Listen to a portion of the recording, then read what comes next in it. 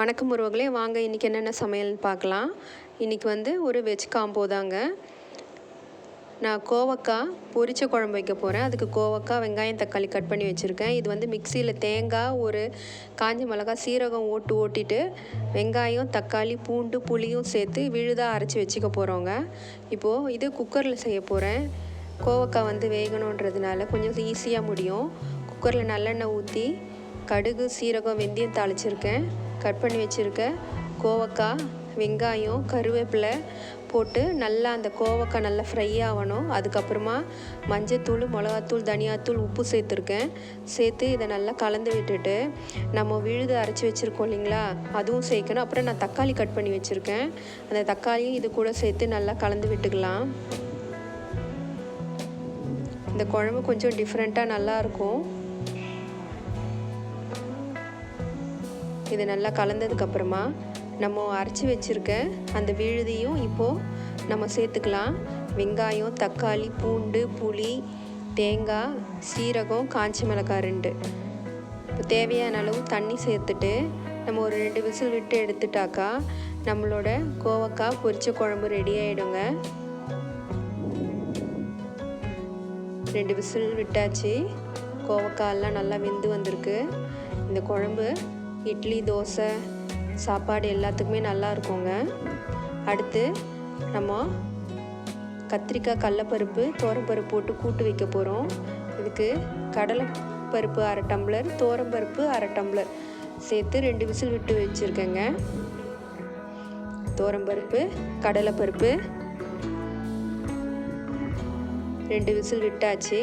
இப்போது இது கூட நம்ம கட் பண்ணி வச்சுருக்க வெங்காயம், தக்காளி, பூண்டு உரித்து கட் பண்ணி வச்சுருக்கேன், அதையும் சேர்த்துக்கலாம்.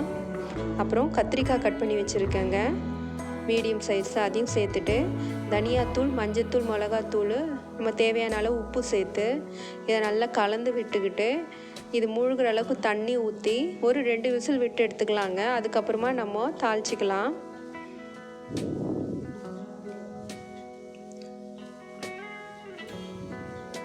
நல்லா கலந்து விட்டாச்சு.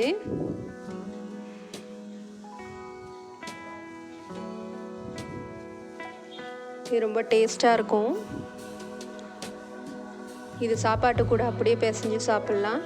நம்ம குழம்புக்கு சைட் டிஷ்ஷாக வச்சுக்கலாம். 2 விசில் விட்டாச்சு.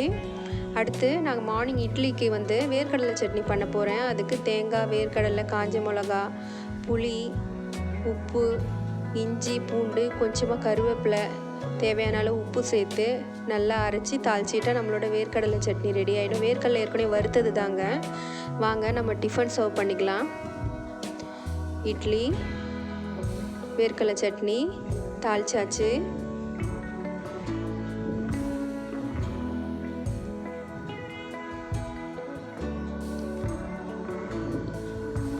இன்றைக்கி நம்ம வீட்டில் டிஃபன் இட்லியும் வேர்க்கடலை சட்னியும் தாங்க.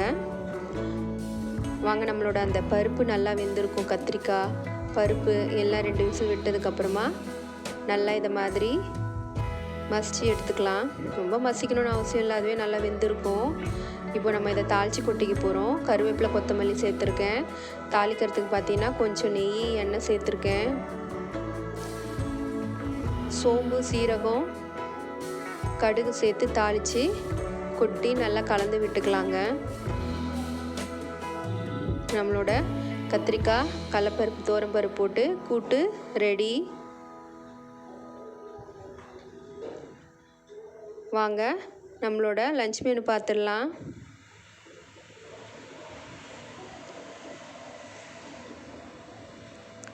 சுட சுட வடித்த சாதம், தக்காளி ரசம்,